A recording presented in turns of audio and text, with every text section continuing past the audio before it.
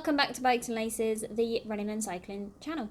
If you're new here, then do consider giving us a subscribe and go and check out our previous videos. We post 3 videos a week and they vary between running, cycling and various other bits that we can also throw in as well. Give this video a watch and then make sure to give it a like and hit the bell button so that you can be notified of upcoming videos. Today we're going to go through drinking, electrolyte drinks, carbohydrate drinks and protein shakes. What are they, when do you take them, and what are they useful for?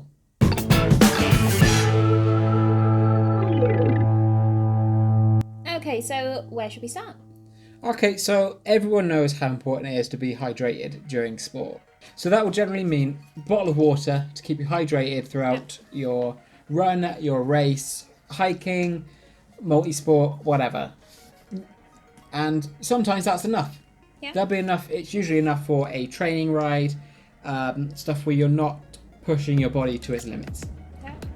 When you start to do more race-orientated workouts and exercise, you're going to need to start replacing your fuel that you burn during your race. Yeah.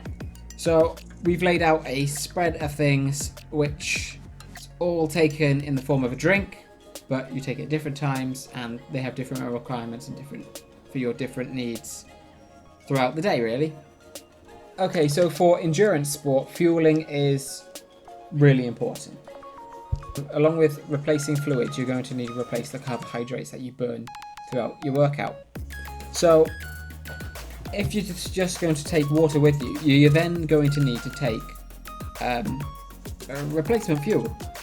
Usually these can be energy bars, or today we've chosen an energy gel that provides you with a form of carbohydrate throughout your workout. Now, if you have a look on the fine print on the back of gels, they generally tell you not to take too many. The limit depends on the brand, but they never say more than 3 in 60 minutes. And always take with water, because if you take them with a carbohydrate drink like the one we have here, you're going to be putting too much into your body at once. This is designed to be used on its own as its own fueling source, whereas the gel is designed to work alongside water. So this isn't your hydration, this is your carbohydrates, and well, this one also has caffeine in it. So does this carbohydrate drink too, but this is your source of carbs and caffeine all in your energy drink. Yeah, so I mean, energy gels are they're a bit of a go-to for both of us, really. We're both pretty fortunate to be able to use them all right. And they're very handy to just be able to chuck in your back pocket, or I often put a couple of them in my ready list. They're easy enough to kind of open and use, and as long as you don't take too many on, then they're normally quite good. You get a good range of flavours, styles, brands, and they just work quite well, unless you're maybe someone who they don't work particularly well with. You might then opt for bars, or you may even opt for something like Tailwind, which is one of the products that Chris was just talking about. Yeah, so gels are the concentrated form of the energy that you can get as powder for energy drinks. The benefit of gels is that if you need that hit, you get it all in once. Yeah. It does still take time to work through your system, but that's this basically focused in into one shot thing. This is better as, I don't want to say like a slow release, but you can take the bottle on gradually. Yeah. I know that during the last British Cycling Road Championships in 2019, Dan Bigham, aero nerd extraordinaire, chose to not take gels with him, so he could race in a skin suit without pockets, and calculated how much fuel he needed and took it all in the form of bottles so that he didn't have to carry too much weight. As Jess said, gels are something that we've both generally considered. I hadn't heard of Tailwind until we went to the running show, but looking at the nutritional information on the back, this is definitely something I will consider in future, and the fact of getting it all into one water bottle. At the moment I'm drinking High Five Zero. Zero means because it has no calories in it, so it doesn't contain a carbohydrate content. This is purely for the electrolytes that you lose during sweat and replacing them. So that's why I have a gel with these combined with my bottle of water for any races or hard training efforts. Yeah, so, I mean, as Chris says, he hadn't actually heard of Tailwind. Now, I have heard of Tailwind, but I've never personally used it myself. I mean, my go-to has always been energy gels, and then just bog standard water. I have used a few kind of like energy tabs, or every now and then I will pinch one of your tabs, but not often. But Tailwind, I mean, kind of, it just reads, you know, all you need all day. So that is something that you can gradually take with you. It's ideal maybe if you're out for a long day run, or if you're on your bike and you're going to be out for quite a few hours.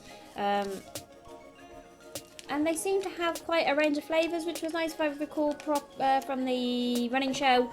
It gives you a decent amount of calories as well as carbohydrates as well. And you just mix it with 500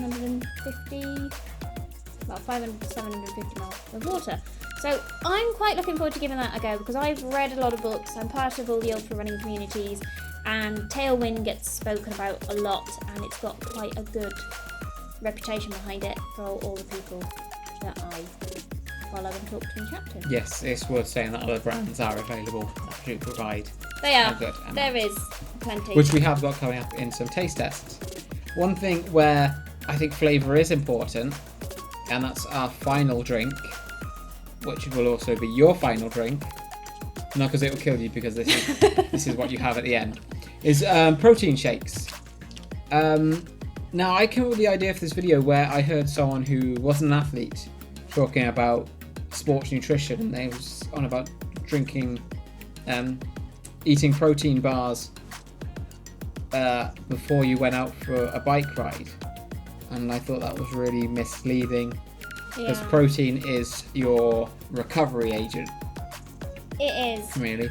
So that's why we wanted to protein shakes, which are, again, they're drinks in powdered form, mixed into usually water. I know some do milk, but I think water is faster for absorption. They have some carbs in them as well, because that helps with protein absorption. And they generally come in chocolate flavour, strawberry flavour, but I think chocolate is almost the exclusive one throughout almost all the brands. Yeah. That's what you have at the end of exercise. Generally, you'd have these within 30 minutes of finishing exercise, because that's when you're most responsive to taking the protein up. Mm-hmm. So the one we've got here is from Kendall Mint, and you know, like Chris said, chocolate is generally throughout a variety of brands of protein. I've tried various different brands, and all of them have had chocolate. They do have other flavours, and there are some brands that do flavourless ones. So there is no flavour to them. So if you maybe struggle with particular flavours, then maybe that could be something you opt for. These are great for optimising your recovery. They do vary in how much protein they have in. You will have some which will maybe give you more protein than others. Yeah, you want to be careful, because there are some, if you go to a health shop, you don't want the muscle builder ones, you just want a good source of protein. So it's not important that it has creatine in it, which is, I know a lot of rugby players have, because after gym sessions, because that builds the muscles. Mm-hmm.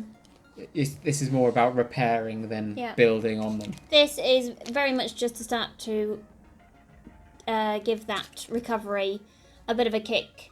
So you can have this, and then make sure you do just check in a bit of a higher protein meal afterwards, because you're still going to need to take this isn't a meal replacement. That's also something you need to. It's not. You don't want to go for a meal replacement. Proteins. This is something. Say if you've driven to an event or something, or at the event, that's what you have when you get back to your car or whatever, and then when you get home, you have your lunch, you have your dinner, whatever.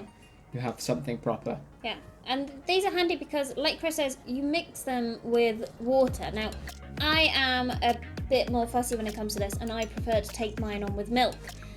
So I will go and look for the the ones that you can mix with milk, and there are even ones out there that you can mix with juices or yogurts. Now, if you are maybe a little bit more fussy like me and you don't really like the taste of them with water, make sure you do find one and check the back of the packaging to make sure you can mix it with milk. If it's one that you can't, then it basically just slows down how quickly it's going to get into your system. Whereas the ones that are designed in a way that can be mixed with the likes of milk, juice, yogurt, and when you mix them, it's gonna kind of hit you a bit quicker. But you know, if you are out and about and you're in the car, it's sometimes a lot easier to get a bottle of water and chuck that in, rather than either finding a way to keep the milk cold or trying to find milk somewhere to add to it. So yeah, it's something to think about when you're considering these.